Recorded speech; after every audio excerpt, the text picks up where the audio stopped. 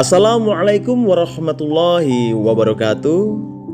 Sohib, sohibah, ukhti, akhi, akhwat, ikhwan dimanapun antum berada, kembali lagi bersama dengan Puspo.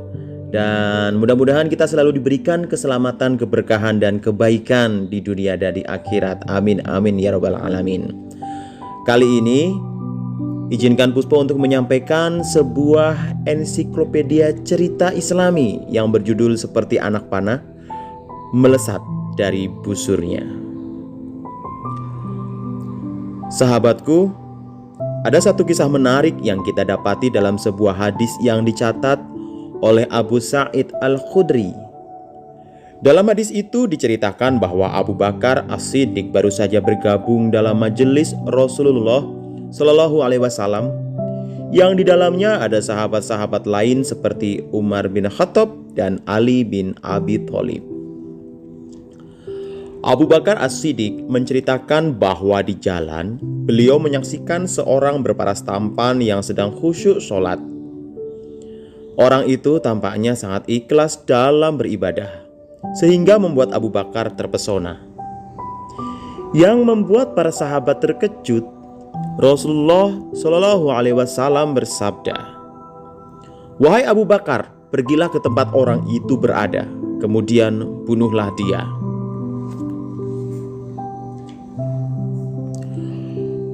Abu Bakar As-Siddiq melangkahkan kakinya dengan hati yang penuh tanda tanya.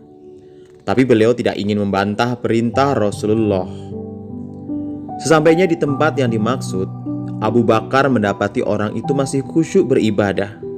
Hal itu membuat beliau tidak tega untuk membunuhnya, dan beliau pun kembali kepada Rasulullah.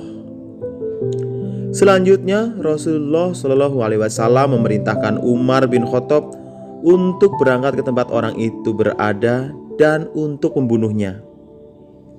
Serupa dengan Abu Bakar As-Siddiq, Umar bin Khattab yang berkepribadian lebih tegas itu ternyata balik lagi tanpa melaksanakan perintah Rasulullah. Umar bin Khattab menjelaskan, "Wahai Rasulullah, sesungguhnya yang saya dapati adalah seorang lelaki yang sedang khusyuk beribadah. Ia sangat khusyuk, bahkan air mata sampai berderayan mengalir di pipinya. Bagaimana mungkin saya tega membunuhnya?" Rasulullah Shallallahu Alaihi Wasallam mengerti keputusan Umar bin Khattab itu untuk membiarkan lelaki itu tetap beribadah. Namun Rasulullah kembali memerintahkan seorang sahabat untuk melakukan hal yang sama, yaitu Ali bin Abi Thalib. Beliau pun berangkat. Akan tetapi sayangnya setibanya di lokasi, lelaki itu sudah tidak ada lagi. Sekembalinya Ali bin Abi Thalib kepada Rasulullah Shallallahu Alaihi Wasallam, kemudian bersabdalah beliau, "Sesungguhnya lelaki itu dan kawan-kawannya membaca Al-Quran hanya sebatas di kerongkongan. Mereka telah keluar dari agama ini seperti anak panah yang melesat dari busurnya, dan tidaklah mereka akan kembali kecuali anak panah yang sudah terlepas bisa kembali lagi ke busurnya. Sebab itu, binasakanlah mereka. Mereka adalah seburuk-buruknya manusia." Nah sahabatku, sohib-sohibah, uti ahi, akhwat, ikhwan dimanapun antum berada, memang cerita yang tadi sangat membingungkan dan mengesankan, tetapi sangat dalam. Sahabatku, ada banyak hikmah yang bisa kita tangkap dari kisah ini mengenai bentuk ibadah yang kita lakukan. Ada banyak hal yang mesti kita renungkan. Pertama, ibadah tidak hanya sebatas lahirnya, tetapi harus diperhatikan pula substansinya. Al-Quran tidak sekadar bahan bacaan yang digunakan sebagai penghias bibir.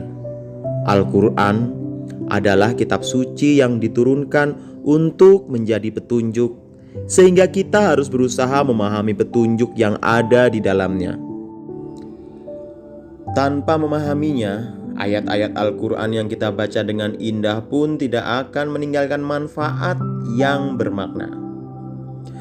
Seorang lelaki yang ditemui Abu Bakar As-Siddiq itu memang terlihat sebagai seorang ahli ibadah yang sangat serius memperhatikan ibadahnya.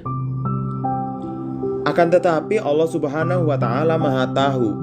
Bisa jadi orang itu hanya menjadikan ibadahnya sebagai tipuan untuk orang yang melihatnya, sedangkan di hatinya tersimpan maksud buruk yang sangat hebat.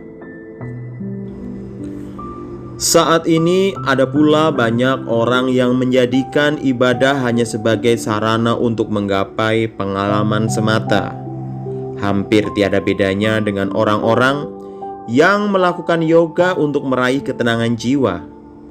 Padahal yang dituntut dari ibadah tidaklah demikian. Ibadah yang dilakukan dengan benar akan membawa kita pada pemaknaan hidup, bukan justru menjadikan hidup kita makin jauh dari kebenaran. Orang-orang seperti itulah yang disebut bagaikan anak panah melesat dari busurnya. Mereka menjauhi tuntunan agama yang sebenar-benarnya. Kemudian hikmah yang kedua yang bisa kita ambil adalah kita tidak bisa menilai seseorang dari penampilan lahirnya saja. Memang kita diwajibkan untuk selalu berprasangka baik kepada setiap orang.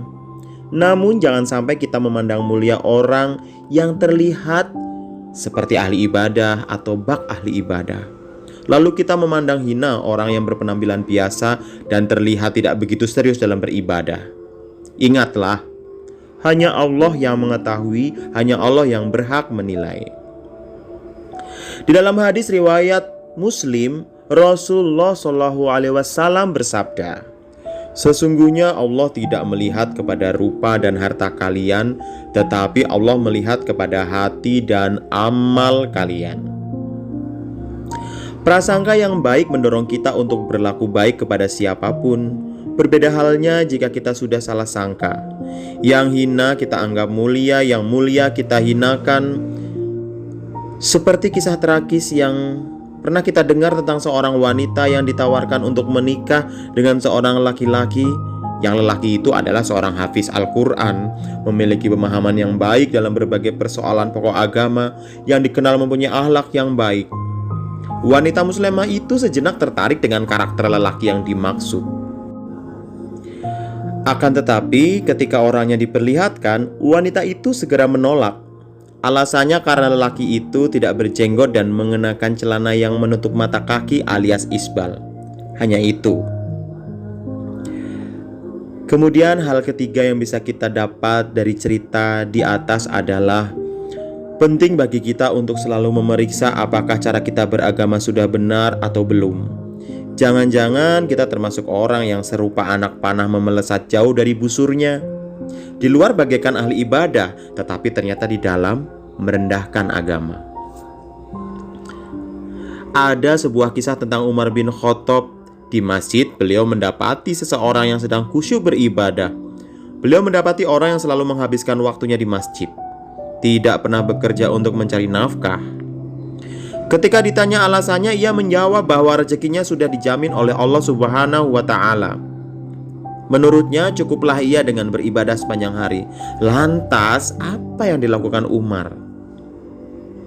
Umar bin Khattab memerintahkan orang itu untuk keluar dari masjid agar mencari nafkah untuk dirinya dan keluarganya. Sebab bekerja untuk mencari nafkah juga termasuk ibadah.